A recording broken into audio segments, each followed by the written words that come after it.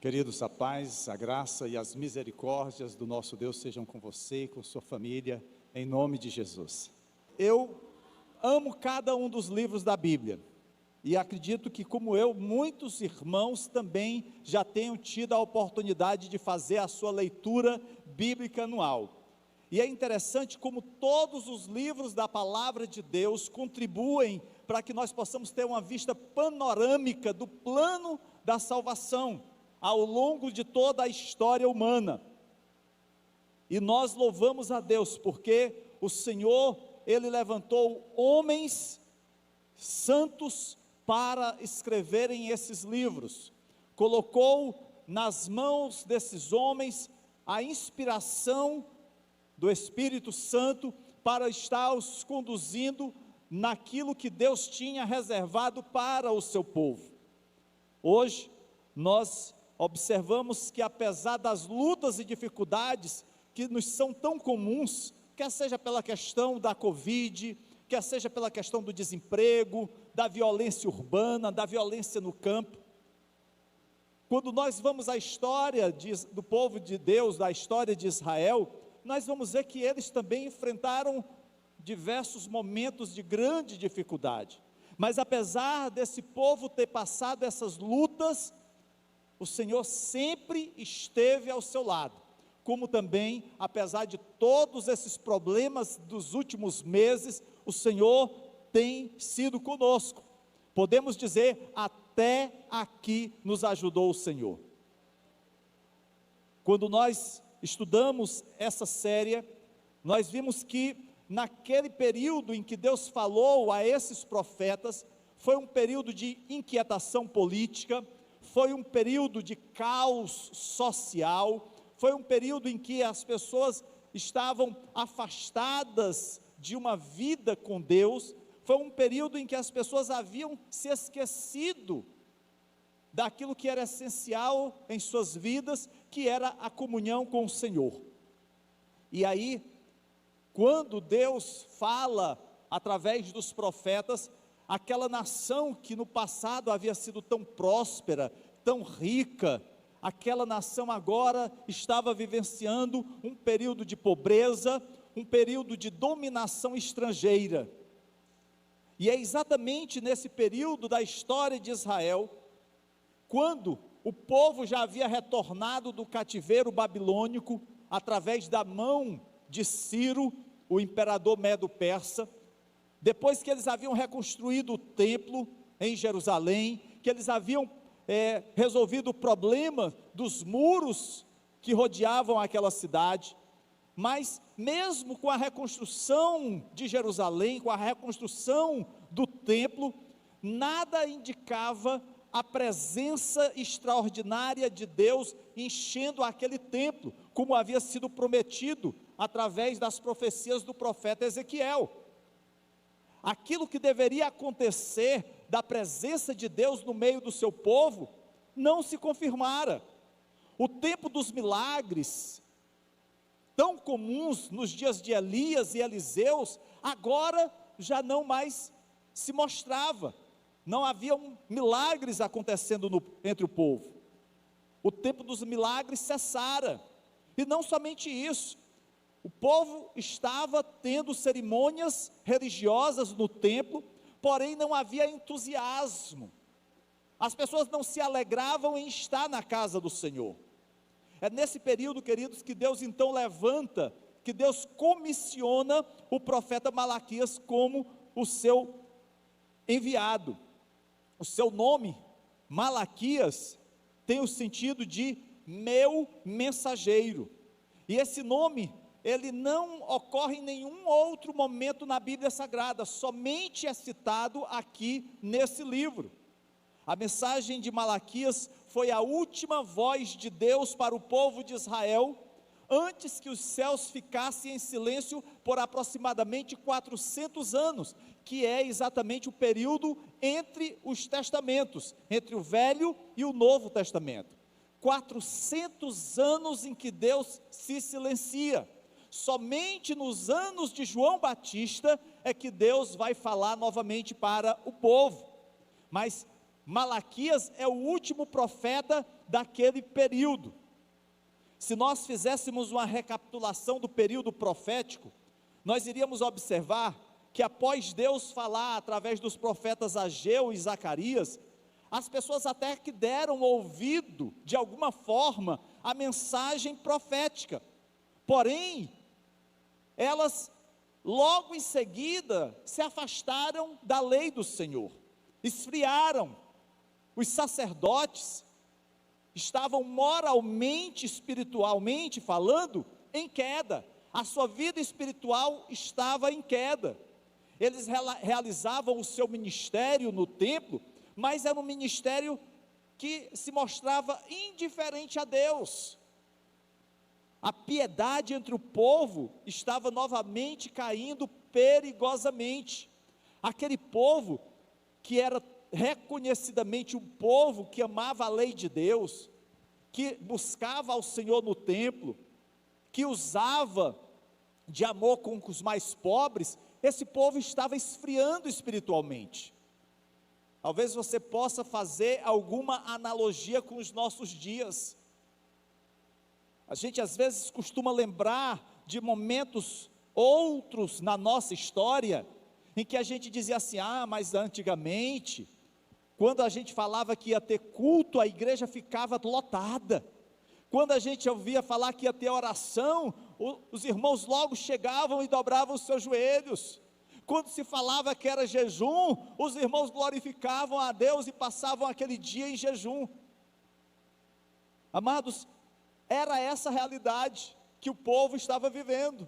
Eles olhavam para a glória do passado, mas o seu presente já não era o mesmo de outrora.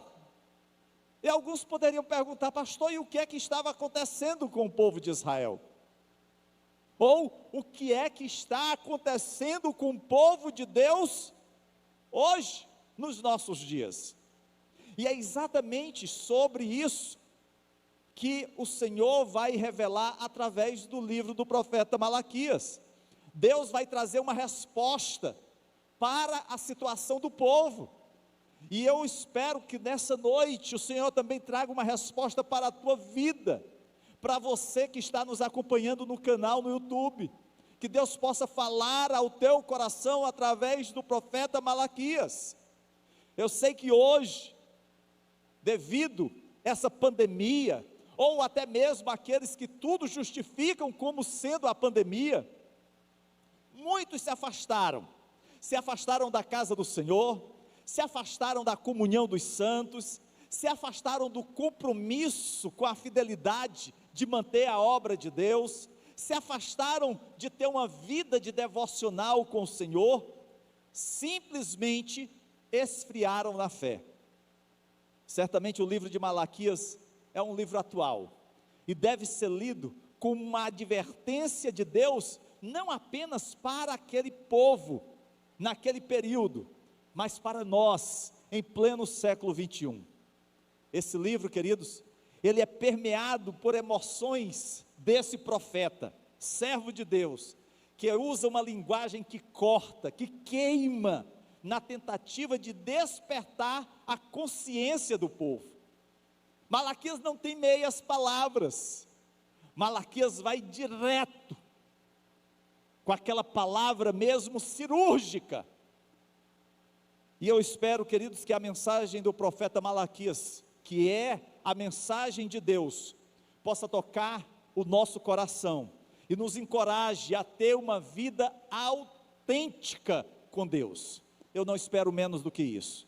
A nossa meta nessa noite é tentar descrever os principais temas que serão tratados neste livro. São 4 capítulos. Não vamos fazer a leitura dos mesmos, porque senão não daria tempo nós abordá-los nessa noite.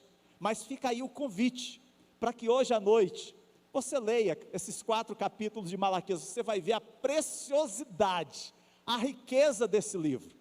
Mas nós vamos passar por todo ele, em nome de Jesus. Quando o livro de Malaquias foi escrito, o povo de Judá, quando você ouvir essa expressão, no período pós-exílico de Judá, se referindo ao povo de Israel, tá bom? Para ficar mais simples da gente entender. Então o povo volta para Israel, reconstrói o templo, os muros de Jerusalém são refeitos, são restaurados, mas eles permaneciam vassalos, escravos de um outro reino, que era o reino persa.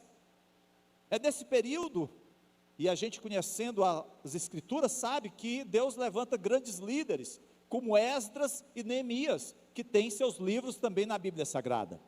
É desse período que Deus levanta grandes profetas, como Ageu e Zacarias, os quais nós já tivemos a oportunidade de estudá-los aqui também. Mas, queridos, apesar da rica misericórdia de Deus, de ter trazido o povo do cativeiro babilônico, apesar de Deus tê-los retornado para as terras de Israel, a temperatura espiritual do povo de Deus estava muito baixa, o povo estava frio espiritualmente.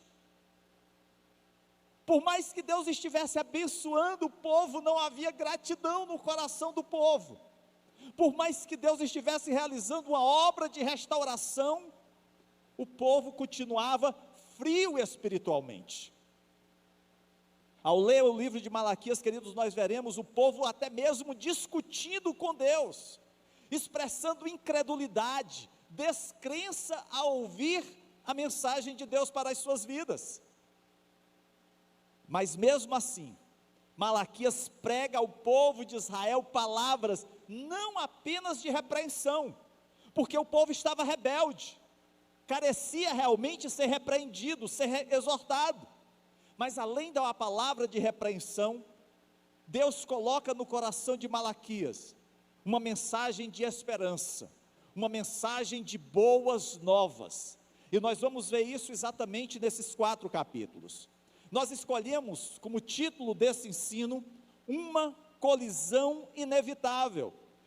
Isso porque, amados, estava havendo uma colisão, um confronto entre a vontade de Deus e o querer do seu povo, entre aquele Deus de amor, graça e soberania, e a obstinação apática e a rebeldia espiritual do povo de Israel.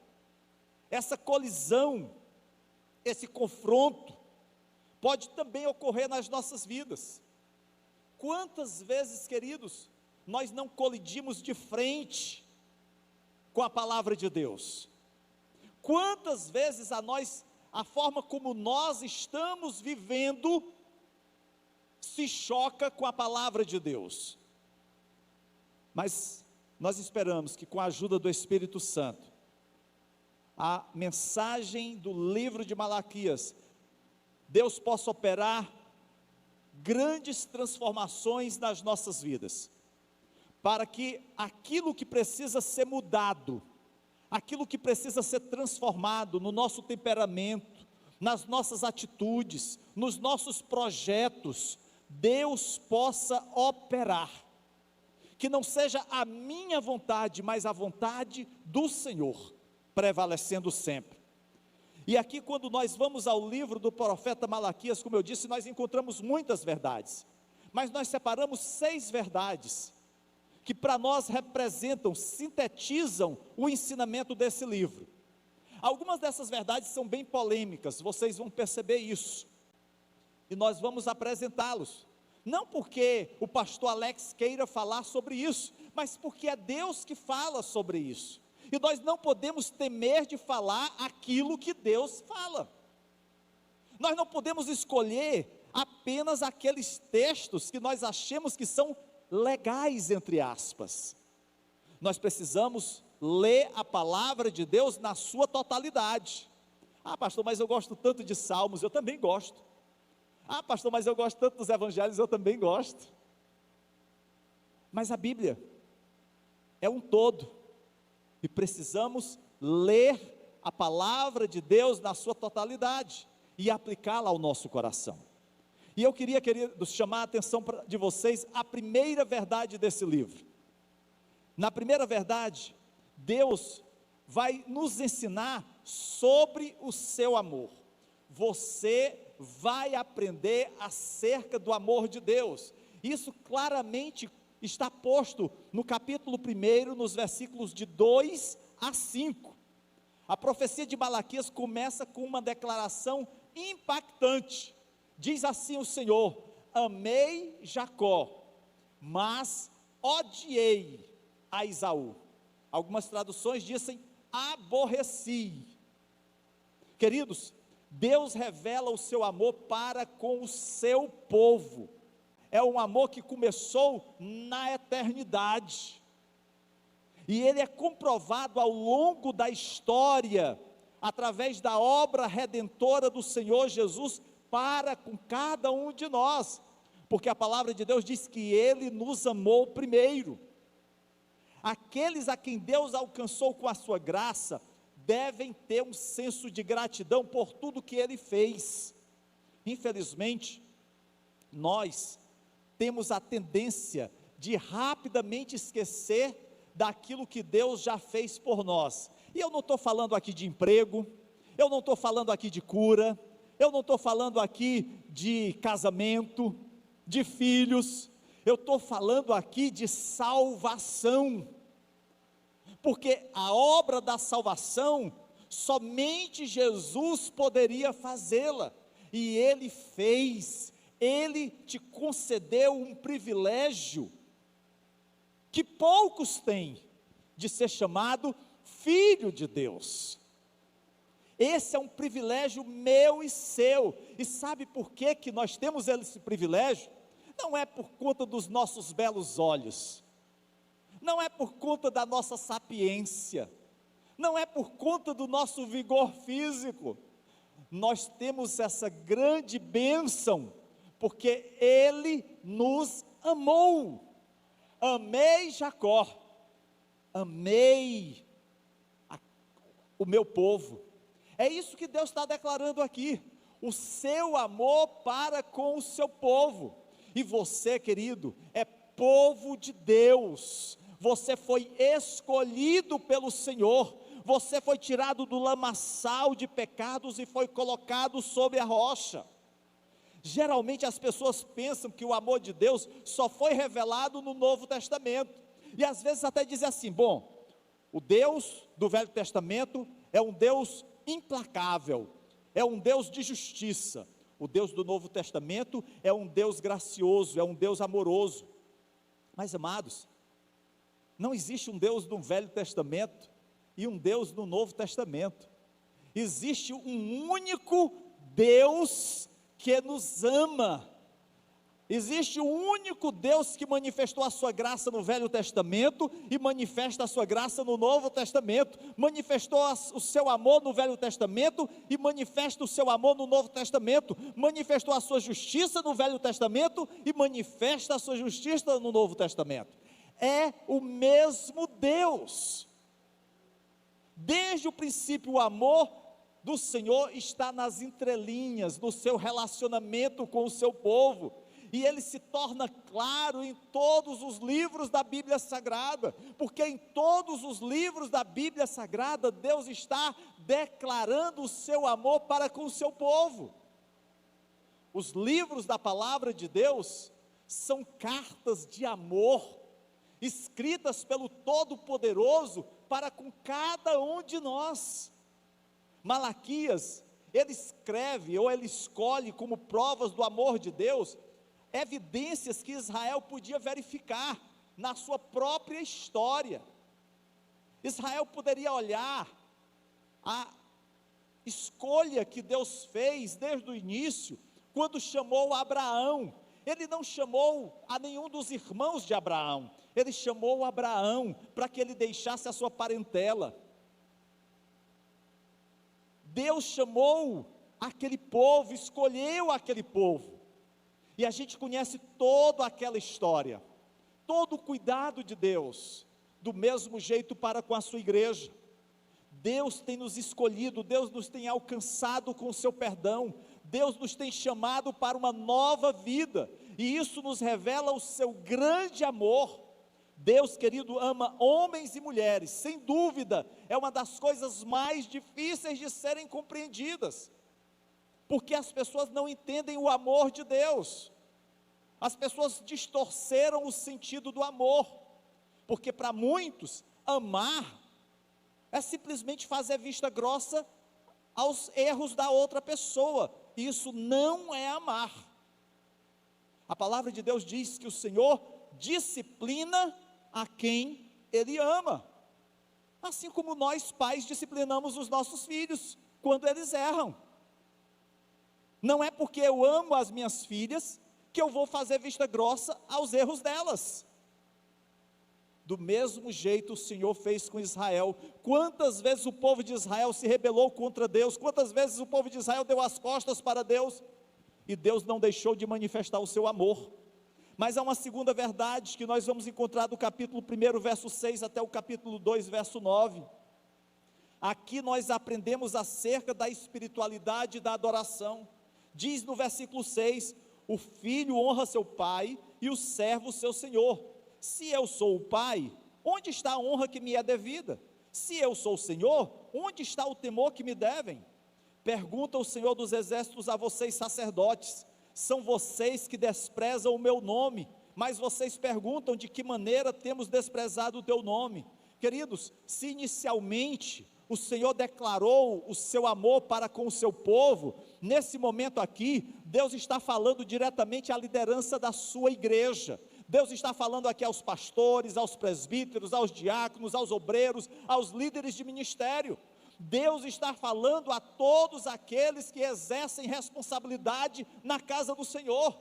E sabe qual é o nosso perfil? É aquilo que o Senhor falou lá em Lucas capítulo 12, versículo 48, a quem muito foi dado, muito será exigido, e a quem muito foi confiado, muito mais será pedido. Aquilo que Deus colocou nas nossas mãos, nós precisamos, amados, usar com excelência, com amor, com zelo. É Deus que está nos dando. Esse talento, esse dom é para a glória de Deus. Eu não posso enterrar esse talento. Pelo contrário, eu tenho é que fazer com que essa minha disposição cresça mais ainda. A alegria do Senhor é a nossa força. Eu tenho que estar sempre disponível a fazer melhor, cada vez mais para o meu Deus. Mas o que a gente vai ver na história do livro do profeta Malaquias não é isso. É que aqueles homens estavam se afastando de Deus, a liderança, os sacerdotes, estavam fazendo a obra de Deus de qualquer jeito. Eles até faziam os sacrifícios no templo, mas eles já não faziam com excelência.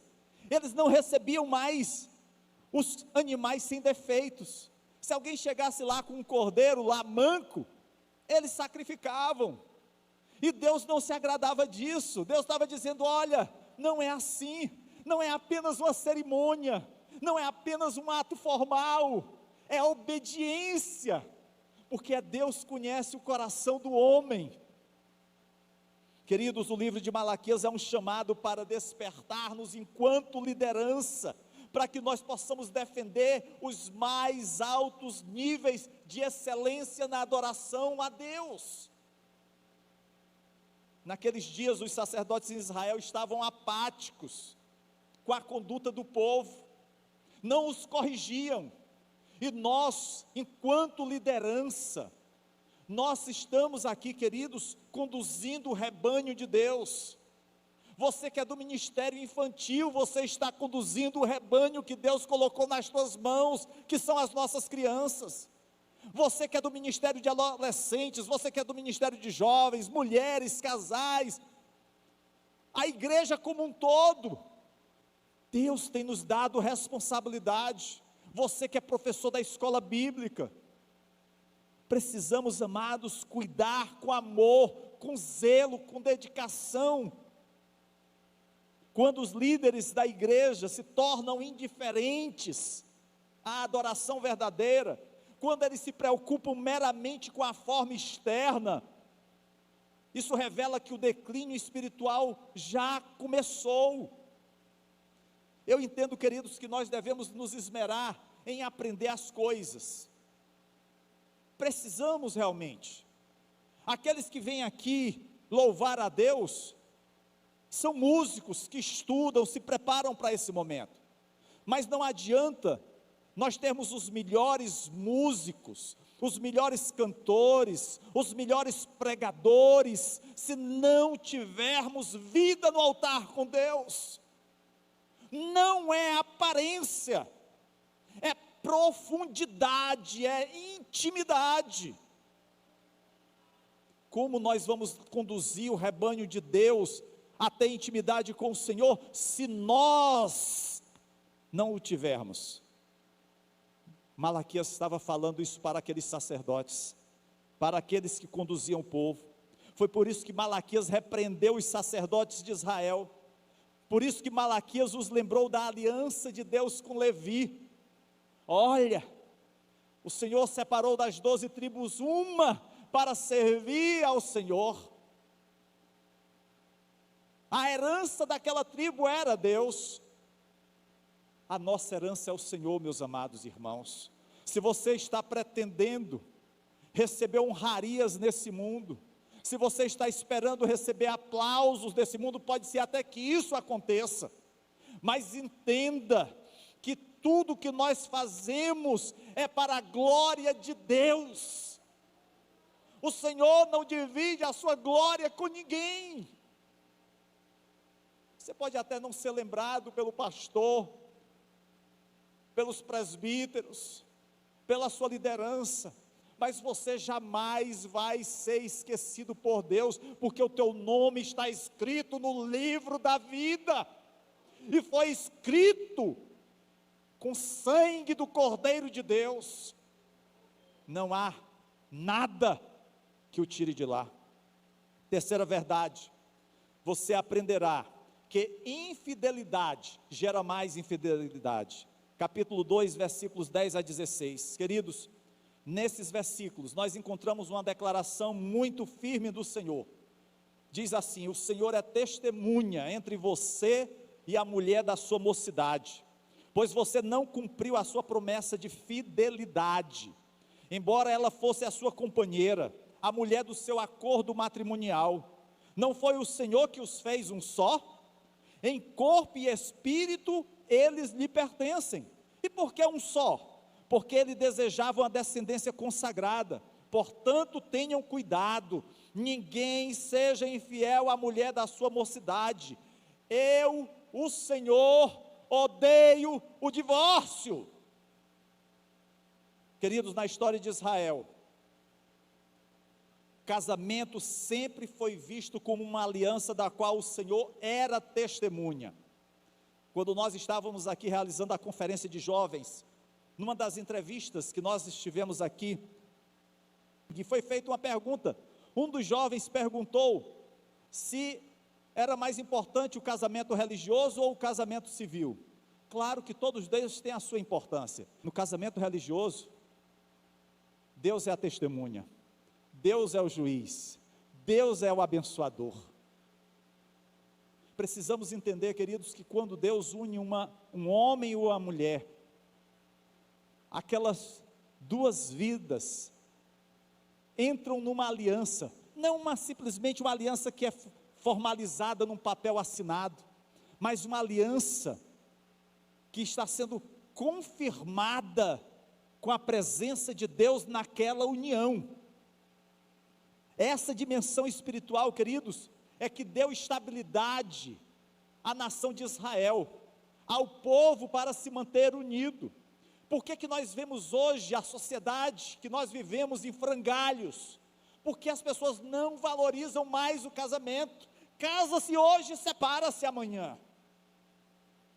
A lealdade de cada cônjuge ao Deus da aliança era um elo que unificava, que unia, que criava um companheirismo permanente entre o casal.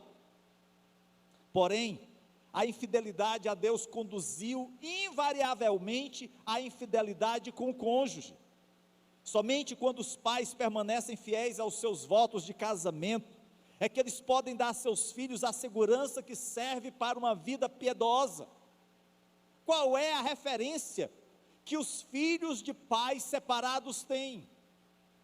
A família, queridos, deveria ser a escola em que a vida, como Deus a deseja, deveria ser aprendida e praticada.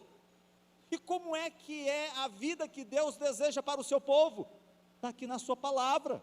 Mas aí a gente deixa de ler a palavra, a gente deixa de aplicar a palavra, e aí a gente vai ver o que o mundo quer nos ensinar. A gente vai para as telenovelas, a gente vai seguir os artistas na internet, que hoje estão casados com um, amanhã estão casados com o outro, e às vezes até mesmo, alguns que se dizem cantores gospel, casa com uma, separa, casa com outra, separa, casa com outro, separa. Será que esse é o modelo bíblico a ser seguido? Ah, pastor, mas se eles podem, por que eu não posso? Porque esse não é o padrão de Deus para as nossas vidas, esse é o padrão do mundo. O exemplo que você está seguindo é o exemplo de Deus, é o exemplo da palavra, ou é o exemplo do diabo, é o exemplo do mundo? É uma decisão, é uma escolha. Malaquias, queridos, insistiu que ninguém seja infiel para com a mulher da sua mocidade, e já naqueles dias o casamento estava sendo corroído, estava sendo minado pelo divórcio, e não é diferente dos nossos dias. Infelizmente, muitos facilmente esquecem da palavra de Deus, quando ele diz aqui em Malaquias: eu odeio o divórcio. Amados, devemos não apenas amar a Deus sobre todas as coisas, mas ao próximo como a nós mesmos. E quem é mais próximo a nós do que o nosso cônjuge, que dorme do nosso lado, que nos conhece mais do que qualquer outra pessoa? Nossa piedade deve ser evidente em nosso relacionamento interpessoal horizontal, assim como nós queremos que seja no vertical, porque é muito fácil dizer que quer ter um relacionamento íntimo com Deus, quando você está indiferente com o seu companheiro ou com a sua companheira. É muito fácil dizer que ama a Deus, quando você vive de lundu com o seu cônjuge. Quarta verdade que nós aprendemos aqui, queridos, é sobre a vinda de Jesus, que está nos capítulos 2, versículo 17, até o capítulo 3, versículo 5. Malaquias, queridos, fala com clareza profética sobre o ministério de um outro profeta, que viria mais de 400 anos depois de Malaquias, que foi João Batista. Veja aí no capítulo 3, no versículo 1, ele diz assim: vejam, eu enviarei o meu mensageiro, que preparará o caminho diante de mim, e então de repente o Senhor que vocês buscam virá para o seu templo, o mensageiro da aliança, aquele que vocês desejam virá, diz o Senhor dos exércitos. Malaquias está falando aqui Malaquias está falando aqui acerca de João Batista, do ministério que João iria ter de preceder o Filho de Deus. E logo em seguida, Malaquias começa a falar da obra salvadora de Jesus. Se vocês observarem isso, vocês vão ver que lá no capítulo 3, nos versículos 2 a 5, Malaquias está falando inclusive acerca do julgamento final. É por isso que esse livro do profeta Malaquias, ele é tão importante para as nossas vidas, porque ele fala acerca daquilo que estava para acontecer. Malaquias avisa àqueles homens que teimosamente continuavam no pecado, que o dia do julgamento resultaria na destruição deles. E o que é que nos cabe enquanto igreja fazer nos nossos dias, se não isso também? Arrependei-vos. Essa é a palavra que saiu da boca de João Batista, essa é a palavra que saiu da boca de Jesus, essa é a palavra que deve sair da nossa boca, a proclamação da necessidade de arrependimento. Nós não podemos nos calar, queridos, quer seja na escola, na faculdade, no trabalho, com os nossos parentes, nós precisamos levar uma palavra, uma mensagem de arrependimento, porque outrora isso aconteceu conosco. Como você foi alcançado? Não foi através de uma mensagem que te levasse ao arrependimento dos teus pecados? Que te conduzissem a um encontro com o Senhor? Pois do mesmo jeito, Malaquias aqui, queridos, está falando a um povo de coração endurecido. Talvez você diga assim: pastor, eu já falei tanto para o meu marido, eu já falei tanto do amor de Deus, mas ele continua com o coração endurecido. Tem um ditado popular que diz assim: água mole em pedra dura, tanto bate até que fura. Continua lá, continua orando, continua falando, testemunhando. Não desista, insista.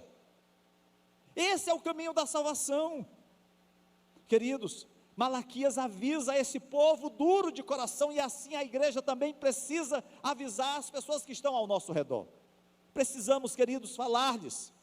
E como pastor dessa igreja, eu não posso negligenciar a minha responsabilidade de ensinar, de exortar a igreja a levar as boas novas de salvação, a saber que um julgamento está próximo, a mostrar que a igreja será arrebatada e que precisamos estar preparados.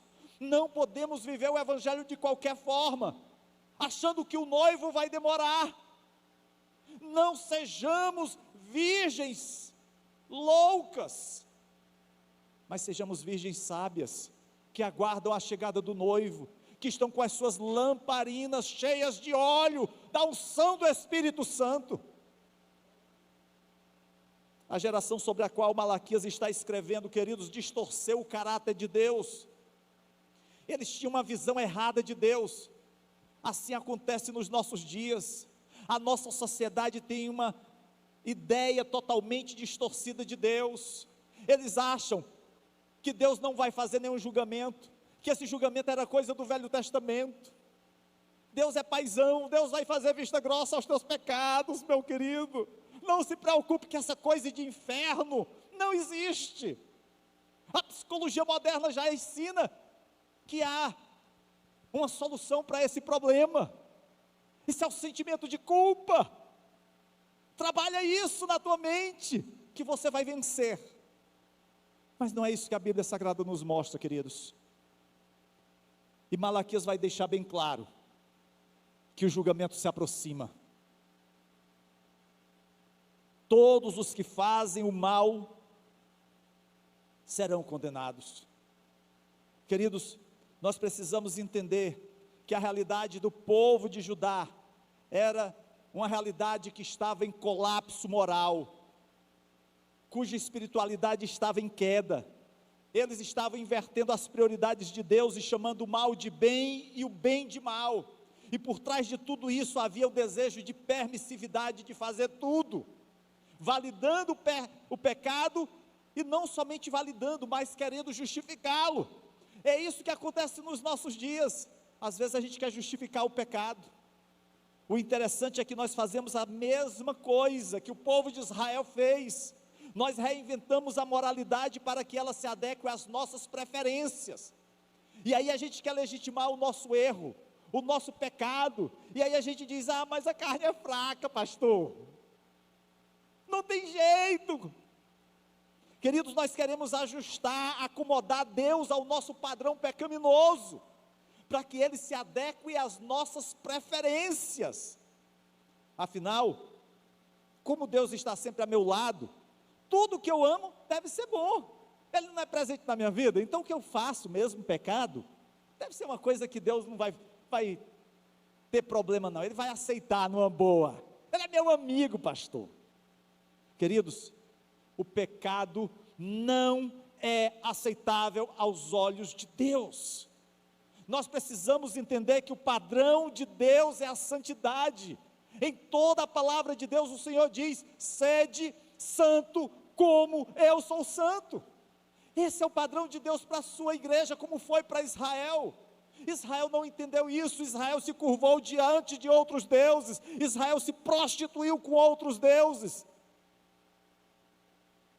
Deus está nos chamando, através do livro de Malaquias, a uma vida de intimidade com o Senhor. Quinta verdade, capítulo 3, versos 6 a 12, você aprenderá que o Senhor quer te abençoar.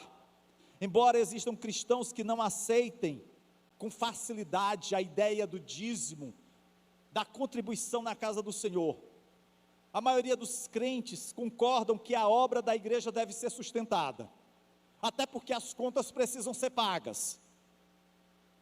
Agora, como isso vai ser dado? Alguns dizem, pastor, através do dízimo, outros através de doações, algo tem que ser feito para pagar as contas. Mas, queridos, independente de qualquer coisa, o povo de Deus precisa ser lembrado constantemente que a obra do ministério cristão precisa avançar. Nós não podemos ficar paralisados dentro dessas quatro paredes. Pastor, eu já fui alcançado pela salvação, os outros que se lixem. Não, a visão da igreja nunca foi essa. A visão da igreja sempre foi aquela de obedecer o mandato do Senhor: ide por todo mundo e pregai o evangelho. Não foi ide por todo mundo aceitando Jesus e ficando cada um no seu banco muito bem assentados. Não, o povo de Deus precisa ser lembrado da sua responsabilidade, e é isso que essa passagem vai nos ensinar, que nós, queridos, precisamos trabalhar com afinco para a grande comissão, vidas que precisam ser alcançadas. Mas aí Malaquias vem com a palavra que para algum pode ser desproposital. Ele faz um questionamento: pode um homem roubar de Deus? E aí o Senhor responde: contudo vocês estão me roubando, e ainda perguntam, como é que te roubamos? E o Senhor responde: nos dízimos e nas ofertas. Vocês estão debaixo de grande maldição, porque estão me roubando. Queridos, em todo o livro do profeta Malaquias, Malaquias revela que Deus é um Deus generoso, que Deus chamou o seu povo ao arrependimento para que eles se voltassem a Ele. Mas no verso 7 aqui desse capítulo, aquele povo pergunta: como é que nós vamos nos voltar para Ti? É como se eles estivessem perguntando assim: que motivo nós temos para voltar para o Senhor? Nós já estamos mesmo na nossa terra, nós já estamos mesmo aqui resolvendo as nossas coisas, por que a gente tem que ter uma vida reta aos Teus olhos? Que motivos nós precisamos ter para estar Te cultuando, Te adorando? Queridos, aqueles homens estavam perdidos em seus pecados, porque eles mesmos não sabiam que estavam perdidos. Eles iam ao templo, eles levavam os seus sacrifícios, mas eles faziam aquilo de uma forma totalmente alheia à presença de Deus. Se tornou como que um hábito. Infelizmente, há muitos que fazem da sua vida cristã algo assim, sem compromisso com Deus. Eu vou para a igreja porque meu marido vai, tem que acompanhar aquele cabra. Eu vou para a igreja porque a minha esposa vai, se eu não for, ela vai ficar buzinando no meu ouvido. Eu vou para a igreja porque meus pais vão, senão eles vão ficar me colocando de castigo e tirando a minha internet. Qual é o real motivo que o faz servir ao Senhor? Qual é o real motivo que o faz estar na casa de Deus? Qual é o real motivo que o faz ser fiel ao Senhor? Queridos, aquele povo tinha um pecado, e o pecado daquele povo era o adultério. Aquele povo estava adulterando com outros deuses, estava profanando a santidade de Deus, e quando eles adulteravam contra o Senhor, eles roubavam a Deus nas suas ofertas e nos seus dízimos. E só havia um jeito da obra de Deus ser mantida, era através da fidelidade daquele povo. Infelizmente, o que nós observamos é que o coração daquele povo estava endurecido. O coração daquele povo estava endurecido. Por quê? Porque cada um queria servir a Deus da sua forma. Não havia, queridos, mas o compromisso, o amor com a obra de Deus. Infelizmente, a gente vê muitas pessoas nos nossos dias pensando da mesma forma.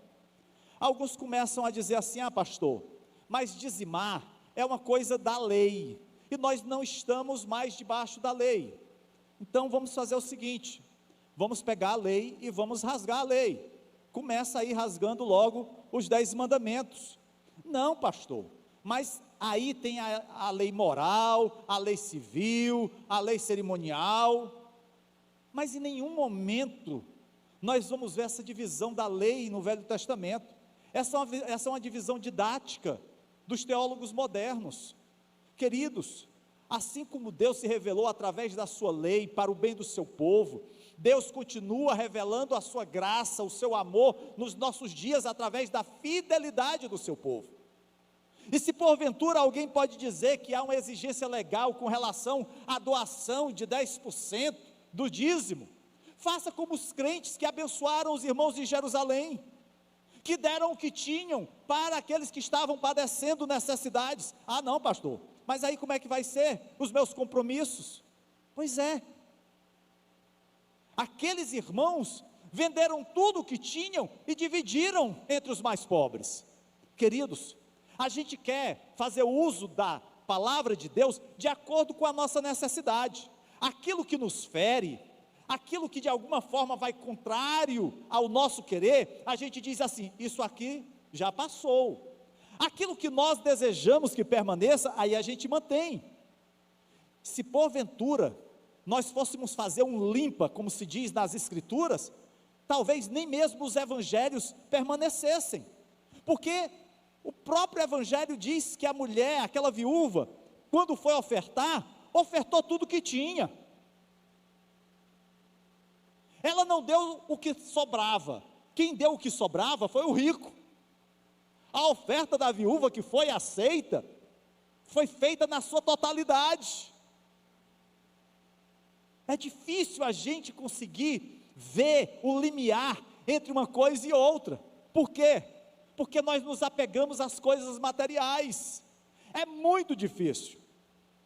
O dízimo no Antigo Testamento, queridos, era uma regra prática para aquelas pessoas, e pode ser um princípio para as nossas vidas.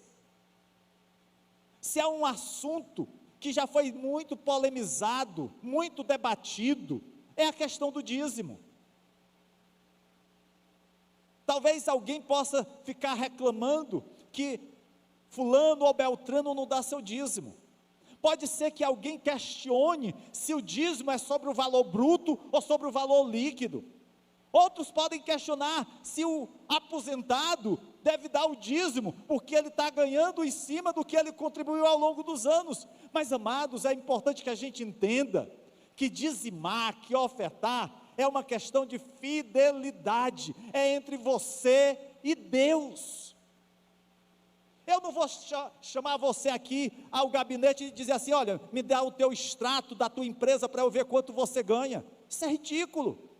Isso é seu compromisso com a obra de Deus. Tanto nos dias de Malaquias, quanto nos nossos, Deus nos chama para uma generosidade sacrificial, planejada e proposital por meio da igreja local, para que o seu nome seja honrado e glorificado. E isso se dá através do nosso tempo, isso se dá através da nossa renda, isso se dá através do nosso trabalho.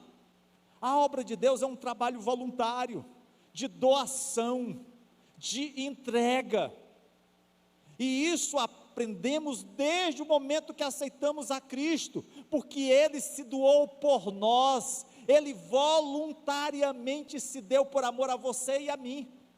Esse é o grande exemplo para as nossas vidas. E aí de vez em quando a gente vê algumas pessoas reclamando, de coração obstinado e duro. É o seu relacionamento com Deus, é o seu relacionamento com a igreja que você se congrega, porque é muito fácil, queridos, a gente reclamar que está faltando isso, faltando aquilo, mas quando chega o momento da gente estar participando, e aqui participar envolve comprometimento, não é aquela coisa de boca, ou de tapinha nas costas, é de chegar junto, em todos os sentidos. Isso é ter visão do reino de Deus. Foi assim que a obra de Deus se fez ao longo da história da igreja. Os orfanatos que foram abertos na Inglaterra para atender as crianças carentes, que naquele período do século XVIII eram milhares que morriam de fome, de doença e do frio, aconteceu porque muitos irmãos da igreja doaram para que fossem feitos orfanatos. A obra missionária em diversos países aconteceu porque pessoas abençoaram as agências missionárias para enviar os missionários. A obra de Deus acontece a partir da sua visão, da sua fidelidade. É isso que nós estamos fazendo aqui com a campanha do Bom Samaritano. É isso que nós fizemos com a reforma aqui da igreja. É isso que a igreja tem feito ao longo de todo esse tempo. E para encerrar, queridos, a última verdade. O Senhor ensina que nós aprenderemos também em Malaquias acerca do julgamento de Deus. Capítulo 3, versículos 13, capítulo 4, versículo 6. Malaquias, queridos, mostra que há uma diferença fundamental entre alguém que serve a Deus e alguém que não serve. Não só aqui e agora, mas também no grande dia do tribunal de Deus. Injustiças e desigualdades serão reveladas. O que está no coração do homem, somente Deus conhece. Às vezes até alguém pode bater palmas para algum ato nosso, porque achamos que o que aquela pessoa está fazendo é de muita importância. Mas Deus, que conhece o coração, sabe o que é que está por trás de tudo isso. Haverá um dia, amados, que tudo estará visível, patente, e aí, aquilo que foi feito às escondidas, se tornará público. O que Malaquias vai mostrar ao povo de Israel, é que haverá um dia de prestação de contas, que nós não podemos adiar esse dia já está determinado por Deus. Nós não podemos mudar o julgamento, porque Deus é o juiz, é Ele que vai julgar todos os povos, todas as nações. Nós não podemos mudar o padrão do julgamento de Deus, porque o padrão do julgamento de Deus é Jesus. É por isso que a igreja é privilegiada, porque nós fomos comprados e lavados no sangue de Cristo. É por isso que nós somos privilegiados, porque o Senhor já nos desvendou os olhos para as suas verdades, assim como as escamas que caíram dos olhos de Paulo, as escamas que estavam sobre os nossos olhos, também já foram tirados. Mas amados, mesmo assim, nós continuamos pecadores, e assim como Deus levantou Malaquias, para falar ao coração duro de um povo, Deus também fala às nossas vidas, da necessidade de constantemente, com vigilância, estarmos atentos àquilo que Deus revela na sua palavra para a cumprirmos. Não é uma brincadeira, não é um faz de conta, é vida com Deus. Na minha vida cristã, eu passei por momentos de duvidar de algumas coisas. Eu lembro bem, alguns anos atrás, quando houve o movimento do teísmo aberto, da teologia relacional, e as pessoas procuraram dizer: olha, essa não é a palavra de Deus, ela contém a palavra de Deus, ou seja, tem coisas aqui que é apenas história, tem coisas aqui que são lendas, tem coisas aqui que foram criadas por homens para incutir medo em outros homens. Mas graças a Deus, queridos, essa palavra, apesar de todas as afrontas, todas as negações, ela continua sendo a palavra de Deus. E só temos uma coisa a fazer, queridos: aceitá-la, vivê-la, ou rejeitarmos. Meu papel como pastor, o papel de todos aqueles que me antecederam como pastores e que foram homens de Deus, foi no sentido de ensinar essa palavra. Mesmo que alguém diga assim: pastor, eu não concordo, pastor, eu não aceito. Hoje à noite, quando você chegar na sua casa e dobrar o seu joelho, você diz assim para Deus: Deus, eu não aceito o que tu disse não, eu não concordo com o que tu escreveste. Tu tem que reescrever a tua palavra. Diga isso para Deus. Mas eu espero que ninguém diga, queridos. Sabe por quê? Porque o Senhor colocou em nós o temor. O Senhor colocou em nós o seu Espírito Santo. E é isso que vale para nossas vidas. É sabermos que Ele cuida de nós. E que a sua verdade é uma verdade que nos exorta, que nos corrige, mas porque Ele nos ama.